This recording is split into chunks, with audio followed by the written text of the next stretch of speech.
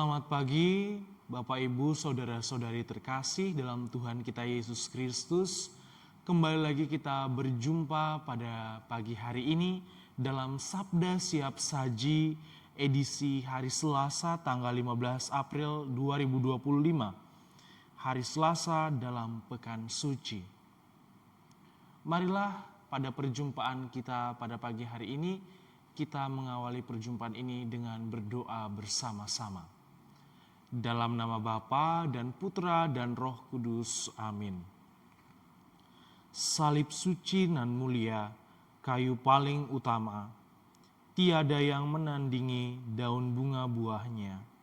Kayu paku bahagia memangku pangkal hidup. Pohon bungkukan dahanmu, lemaskanlah uratmu, lembutkan juga kerasmu yang jadi bawaanmu. Sediakan batang empuk bagi tubuh rajamu. Engkaulah kayu yang pantas mentahtakan penebus, menyajikan tempat labuh bagi bumi yang karam berhiaskan darah suci anak domba sejati. Terpuji terhormatilah Allah Maha Kuasa, Bapa bersama Putra, dan Roh Kudus penghibur yang jaya bertahta mulia selalu selamanya. Amin. Marilah berdoa. Allah Bapa yang Maha Kuasa, perkenankanlah kami merayakan misteri sengsara Putramu, agar kami memperoleh buah pengampunan-Mu. Dengan pengantaran Yesus Kristus Putramu Tuhan kami, yang bersama dengan Dikau dalam persatuan Roh Kudus, hidup dan berkuasa, Allah sepanjang segala masa. Amin. Marilah kita mendengarkan firman Tuhan yang ingin Tuhan katakan kepada kita. Inilah Injil suci menurut Yohanes. Dimuliakanlah Tuhan. Di dalam perjamuan Paskah dengan murid-muridnya, Yesus sangat terharu lalu bersaksi, "Aku berkata kepadamu, sesungguhnya seorang di antara kamu akan menyerahkan aku." Murid-murid itu memandang seorang kepada yang lain. Mereka bertanya-tanya, siapa yang dimaksudkannya? Seorang di antara murid-murid Yesus, yaitu murid yang dikasihinya, bersandar dekat kepadanya, di sebelah kanannya. Kepada murid itu Simon Petrus memberi isyarat dan berkata, "Tanyakanlah siapa yang dimaksudkannya." Murid yang duduk dekat Yesus itu berpaling dan berkata kepada Yesus, "Tuhan, siapakah orang itu?" Jawab Yesus, "Dia adalah orang yang kepadanya aku akan memberikan roti sesudah aku mencelupkannya." Sesudah berkata demikian, Yesus mengambil roti, mencelupkannya dan memberikannya kepada Yudas anak Simon Iskariot. Dan sesudah Yesus menerima roti itu, ia kerasukan iblis. Maka Yesus berkata kepadanya, "Apa yang hendak kau perbuat, perbuatlah dengan segera." Tetapi tidak ada seorang pun dari antara mereka yang duduk makan itu mengerti apa maksud Yesus mengatakan itu kepada Yudas. Karena Yudas memegang kas, ada yang menyangka bahwa Yesus menyuruh dia membeli apa-apa yang perlu untuk perayaan itu, atau memberi apa-apa kepada orang miskin. Yudas menerima roti itu lalu segera pergi. Pada waktu itu hari sudah malam. Sesudah Yudas pergi, berkatalah Yesus, "Sekarang Anak Manusia dipermuliakan dan Allah dipermuliakan di dalam Dia. Jikalau Allah dipermuliakan di dalam Dia, Allah akan mempermuliakan Dia juga di dalam dirinya dan akan mempermuliakan Dia dengan segera." Hai anak-anakku, tinggal sedikit waktu saja aku bersama kamu. Kamu akan mencari aku, dan seperti telah kukatakan kepada orang-orang Yahudi, ke tempat aku pergi tidak mungkin kamu datang. Demikian pula aku mengatakannya sekarang juga kepada kamu. Simon Petrus berkata kepada Yesus, Tuhan, kemanakah engkau pergi? Jawab Yesus, ke tempat aku pergi, engkau tidak dapat mengikuti aku sekarang, tetapi kelak engkau akan mengikuti aku. Kata Petrus kepadanya, Tuhan, mengapa aku tidak dapat mengikuti engkau sekarang? Aku akan memberikan nyawaku bagimu. Saud Yesus, nyawamu akan kau berikan bagiku? Sesungguhnya aku berkata kepadamu, sebelum ayam berkokok, engkau akan menyangkal aku 3 kali. Demikianlah sabda Tuhan. Terpujilah Kristus.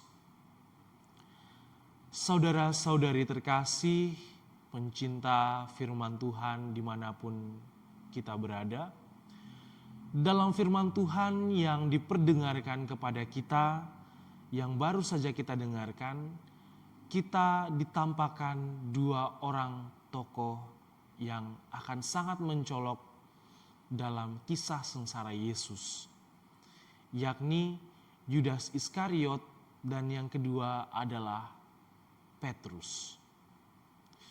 Yudas Iskariot adalah salah seorang murid Yesus yang kita sudah kenal bahwa ia akan mengkhianati Yesus.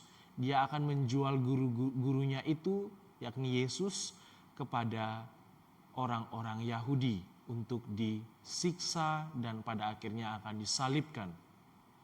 Dan yang kedua, kita dihadirkan sosok Petrus, seorang murid Yesus yang setia, namun pada akhirnya ia menyangkal Yesus. Saudara-saudari terkasih, Yudas Iskariot dan Petrus melakukan hal-hal tersebut bukan tanpa alasan. Mereka melakukan hal-hal tersebut untuk melindungi dirinya sendiri. Mereka mencari keamanan dan kenyamanan pribadi. Yudas mengkhianati Yesus agar dapat memperoleh uang bagi dirinya, agar ia dapat memperoleh kenyamanan dan keamanan diri.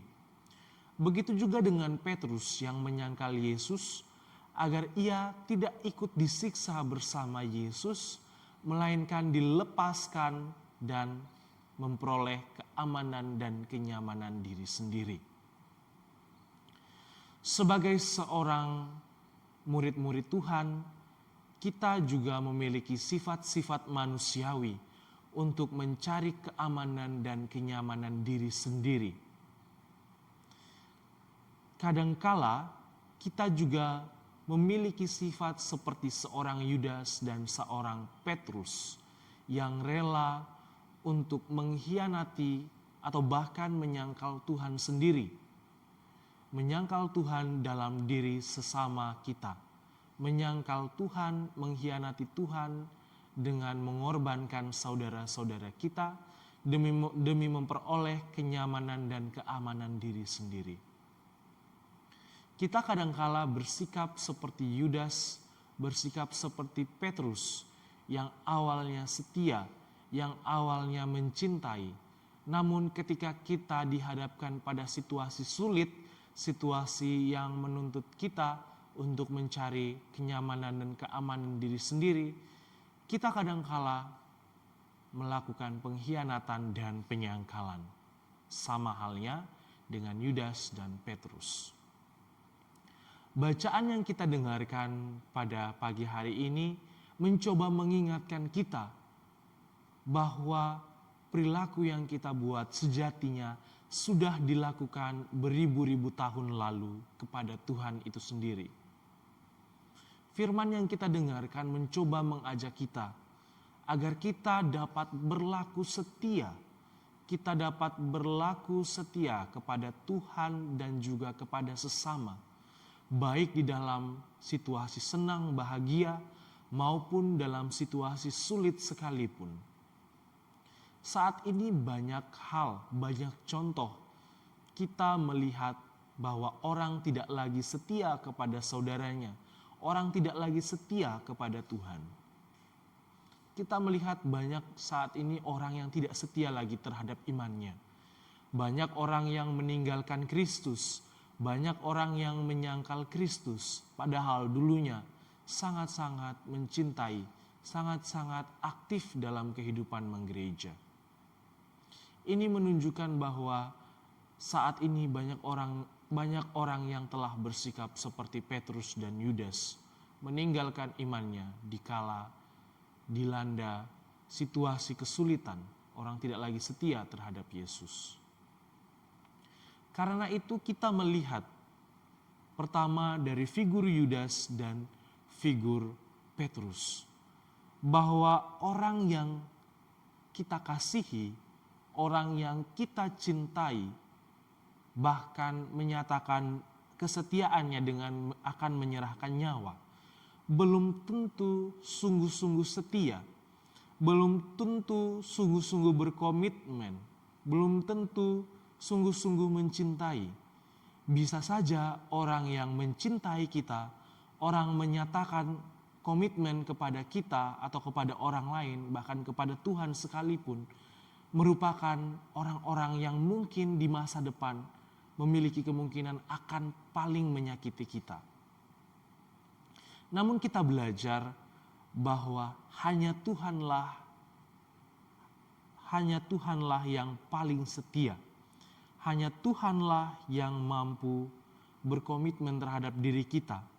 Tuhan tidak akan pernah meninggalkan diri kita. Kita harus belajar dari Tuhan kita Yesus Kristus yang tidak pernah meninggalkan, yang selalu senantiasa ada bersama dengan kita saat sulit maupun saat susah. Kita diajarkan agar tidak bersikap seperti Yudas, tidak bersikap seperti Petrus, walaupun kita lemah dan kadangkala kita melakukannya dalam kehidupan kita. Kita tidak boleh menjadi orang yang tidak setia, menjadi orang yang mengkhianati, bahkan orang yang menyangkal saudara-saudara kita, bahkan menyangkal Tuhan kita yang telah rela wafat di kayu salib untuk menebus dosa-dosa dan kesalahan kita. Marilah di hari ini, mulai hari ini hingga nantinya kita akan mengenang dan akan merayakan kebangkitan Kristus, kita kembali diajak untuk berefleksi. Apakah selama ini saya sudah setia, saya sudah berkomitmen, saya sudah mencintai Tuhan Yesus dalam kehidupan saya? Apakah selama ini saya pernah mengkhianati Yesus? Saya pernah menyangkal Yesus, menyangkal iman saya yang telah saya ikrarkan ini? Kiranya bacaan Injil yang telah kita dengarkan semakin memampukan kita untuk menjadi pengikut Yesus yang senantiasa setia, senantiasa berkomitmen terhadap Yesus dan saudara-saudara kita dalam situasi senang, bahagia, serta dalam situasi sulit sekalipun. Semoga Tuhan memberkati kita.